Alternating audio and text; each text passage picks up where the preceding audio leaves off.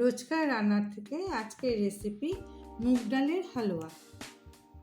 আজ বানাবো মুগ ডালের হালুয়া। তো মুগ ডালের হালুয়া বানাতে আমি এখানে মুগ ডাল নিয়েছি, এটাকে ভালো করে কাপড়ে মুছে নিয়েছি মুগ ডাল, কাজু নিয়েছি, চিনি, ঘি, এলাচ আর তেজপাতা।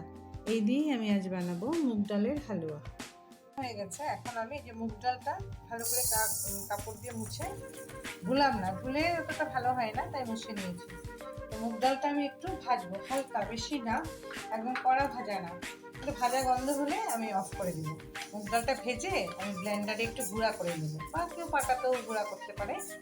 তো মুগ ডালটা ভেজে আমি গুঁড়া করবো। এই যে এইরকম ভাজবো, একদম কড়া ভাজলাম না।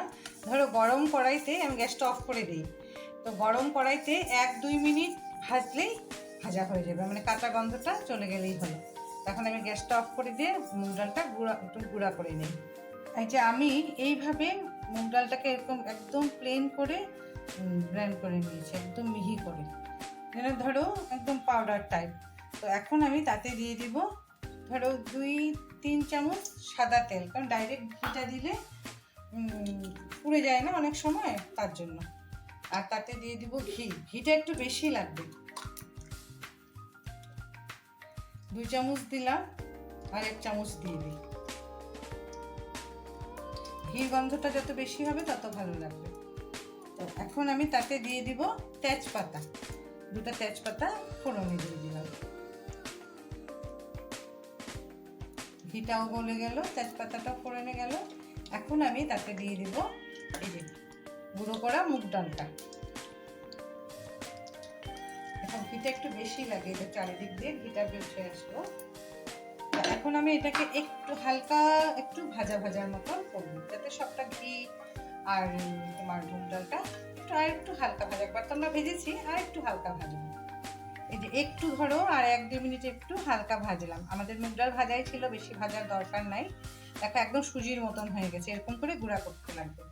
এখন আমি তাতে দিয়ে দিব জল, জলটা একটু এখানে বেশি লাগবে, কারণ মুগ ডালটা সিদ্ধ হতে লাগবে। তো আমি এখানে মোটামুটি ধরো এরকম সুজিটা ডুবার পরেও যেন অল্প জল থাকে, এত পরিমাণ আমি জল দিয়ে দিলাম, কারণ মুগ ডালটা সিদ্ধ হতে লাগবে। আর খুব ভালো করে এটাকে জলটা দিয়ে একটু ভালো করে নাড়তে হয়, কেন কি পট করে এক জায়গায় যদি একদম গুটি গুটি বা দলা দলা পেকে যায়, ভালো লাগে না। তো এখন আমি তাতে দিয়ে দিব চিনি। এইখানে চিনিটাও একটু বেশি লাগবে, ধরো এইটুকু 1 বাটিতে আমার 1 কাপের মতন চিনি লাগবে। এটা দিয়ে আমি একটু ঢাকা দিয়ে এটাকে ভালো করে ফুটতে দিই মিডিয়াম আঁচে। এই যে আমি ঢাকনা খুলে নাড়তে নাড়তে দেখো হালুয়ার মতন হয়েছে।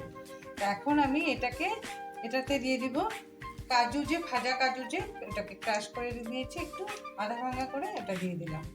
আর তাতে দিয়ে দিব এখন এলাচের গুঁড়ো, এলাচটাকেও আমি একটু গুঁড়ো করে নিয়েছি, এলাচের গুঁড়োটাও দিয়ে দিব।